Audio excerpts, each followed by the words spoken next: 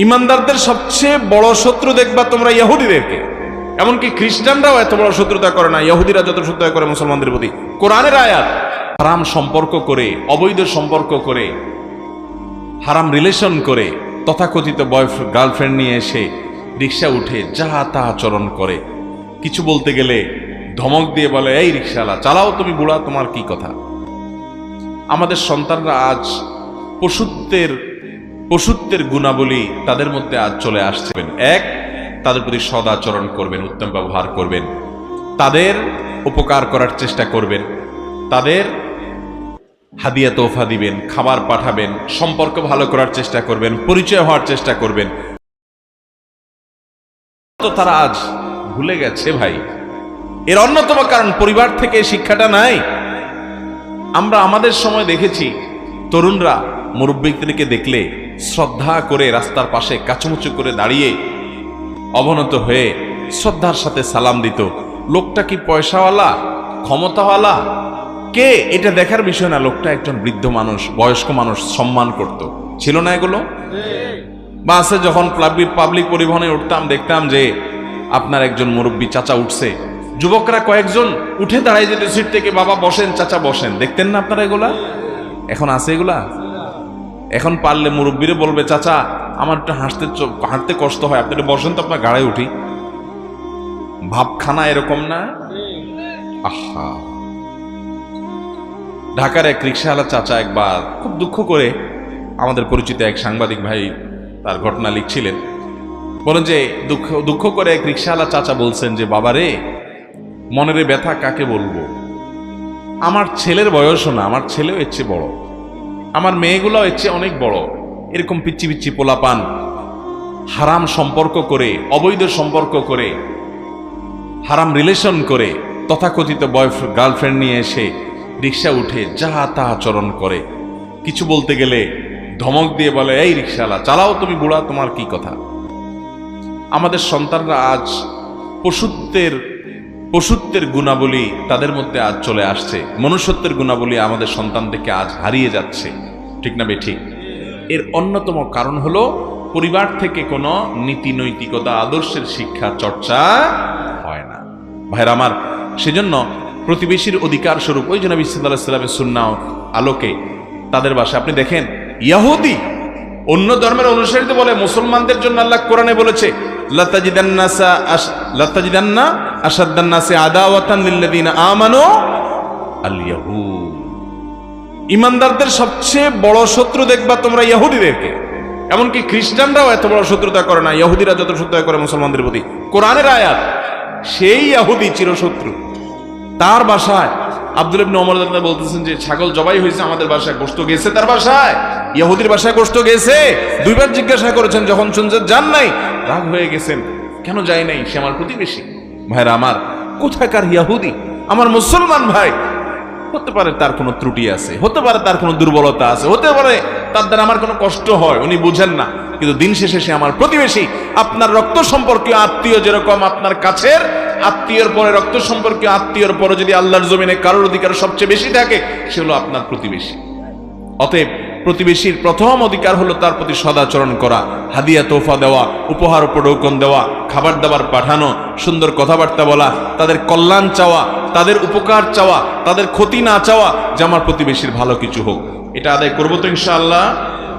Number 2, প্রতিবেশীর কোনো privacy নষ্ট করা যাবে না। তাদের কোনো ব্যক্তিগত বিষয় যেগুলো ছিদ্রান্বেষণ করলে, জানলে তাদের ব্যক্তিগত অধিকার নষ্ট হয়, সেগুলো নষ্ট করা যাবে না।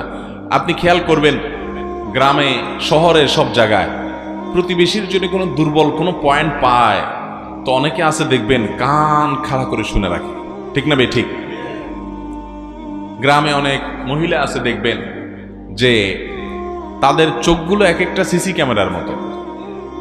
যে পাশের বাড়ির মহিলা কোনো কারণে স্বামীর সাথে একটু তর্কাতর্কি হইল আর কি, বেড়ার ফাঁক দিয়ে এমনি করে চোখ দিয়ে তাকায় থাকে। ঠিক না ঠিক?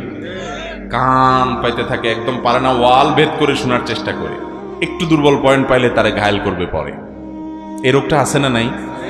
ভাইরা আমার, কারোর বাসা বাড়িতে উকি মারে যে উকি, হাদিসে আসছে ওর চোখ তুলে ফেলার মতো অপরাধ করছে। এত বড় ডেঞ্জারাস অপরাধ, কিন্তু অপরাধটা অনেকেই করে কি করে না, তার ব্যক্তিগত দুর্বল বিষয় থাকতে পারে। এখানে আমি কান দেওয়া, চোখ দেওয়া, ওইটা আবিষ্কার করার চেষ্টা করা, দোষ বাহির করার চেষ্টা করা, ওটা পিছে লাগা, এটা একটা নিকৃষ্ট মানুষের চরিত্র, কোনো ভালো মুসলমানের চরিত্র হতে। অতএব প্রতিবেশীর অধিকারের মধ্যে থেকে এটাও গুরুত্বপূর্ণ যে তাদের ব্যক্তিগত বিষয়গুলোকে খুব হেফাজত করার চেষ্টা করা। প্রতিবেশীর স্ত্রী, প্রতিবেশীর মেয়ে, তাদের যে সমস্ত মহিলারা আছে তাদের ব্যাপারে দায়িত্বশীল হওয়া, তাদের দিকে দৃষ্টিপাত না করা, বাজে দৃষ্টি না দেওয়া। নবী করিম সাল্লাল্লাহু আলাইহি ওয়াসাল্লাম একটা হাদিস শুনেন, তিনি বলেছেন কেউ যদি কোনো মহিলার সাথে জেনা করে একটা জেনার গুনাহ লেখা হবে, একটা জেনা করলে। কোন এক মহিলার সাথে জেনা লিপ্ত হয়েছে, তার আমলনামায় কবিরা গুনাহ, মহাপাপ লেখা হবে, সে একবার জেনা করেছে এটা। কিন্তু যদি কেউ তার প্রতিবেশীর কোন মহিলার সাথে, মেয়ের সাথে জেনা লিপ্ত হয়, তাহলে তার প্রতিবেশী ভাইয়ের অধিকার নষ্ট করলো, তার অজান্তে তার পরিবারের কোনো মেয়ের চরিত্র হননের কাজ করলো, তাহলে নবী করিম সাল্লাল্লাহু আলাইহি ওয়াসাল্লাম বলেছেন তার আমল নামাতে 10টা জেনা করলে যে পাপ হয় সেই পাপ লেখা হবে। ভাইরা আমার, আমাদের অনেকে আছে উকি মেরে আমাদের আশেপাশের প্রতিবেশীদের, মহিলাদের, তাদের ব্যক্তিত্ব আছে সেটাকে আমরা নষ্ট করি, খর্ব করি, প্রাইভেসি নষ্ট করি এবং তাদের পর্দার বিধানটাকে লঙ্ঘন করি এবং তাদের প্রতি আমাদের দায়িত্বহীনতার পরিচয় দিই। অতএব এটা করা যাবে না। নাম্বার 3, প্রতিবেশী যদি অসুস্থ হয় তাকে দেখতে যাবেন। তার যদি কোনো অসুবিধা হয় তার ব্যথায় ব্যথিত হবেন, তার কোনো আনন্দ হলে সে আনন্দে আপনি আনন্দিত হবেন, তার সাথে পরিচিত হবেন। বহু প্রতিবেশী আছে যে তার পাশের বাড়িতে যদি জিজ্ঞেস করা হয়, বিশেষ করে শহরের কথা বলছি, নামও বলতে পারে না যে পাশে কে থাকে, কি করে, কিছুই জানে না, কারণ কোনো যোগাযোগ উঠা বসা নাই। আর 4 নম্বর সর্বশেষ যেটা বলবো তা হলো আপনার দ্বারা যেন তার কোনো কষ্ট না হয়। গ্রামে কষ্ট এক ধরনের হয়, শহরে কষ্ট আরেক ধরনের হয়। গ্রামে কি কষ্ট হয়? কথার কথা, ধরুন দৃষ্টান্তস্বরূপ মোরগ ছাগল দিয়া, হাঁস দিয়া, গরু দিয়া, গৃহপালিত পশু পাখি দিয়া ডিস্টার্ব করে প্রতিবেশীর, আছে না নেই? আপনার হাঁস মোরগ যায় তার পুরা জায়গাটা নষ্ট করে, সব যেখানে সেখানে মুখ দেয়, কষ্ট দেয়। আপনার উচিত এটাকে নিয়ন্ত্রণ করা। অনেক প্রতিবেশী আছে নিজের জায়গাতে গাছ লাগাবে, কিন্তু গাছের ডাল পালা সব যায় পড়বে কোথায়? শুধু আরেকজনের জায়গায়। এমন ভাবে পড়বে ওই বেচারার ওই জায়গা শেষ, ওইটা আর কোনো কাজে লাগবে।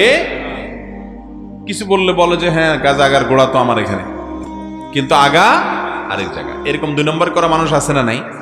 আরে ভাই, সে ইমানওয়ালা মানুষ কি নাই যে আল্লাহকে খুশি করবার জন্য জান্নাতের আশায় ওই গাছের ডাল সব কেটে ফেলে দিবে? ঠিক আছে, আমি সব গাছের ডাল কেটে ফেলে দিলাম, কয়টা গাছ এটা কেটে যদি আমি জান্নাত পাই অবশ্যই সেটা আমার জন্য লাভজনক, ঠিক না? ঠিক ভাইরা আমার, শহরে দেখবেন যে কথার কথা আপনার ছোট্ট একটু জায়গা, সিঁড়ির রুম, হ্যাঁ, ফ্ল্যাটের দরজার সামনে এত জুতা এলোমেলো ভাবে রেখে দিছে যে পাশে ফ্ল্যাটের লোকদের চলাফেরাতে অসুবিধা হয়, আছে না নাই?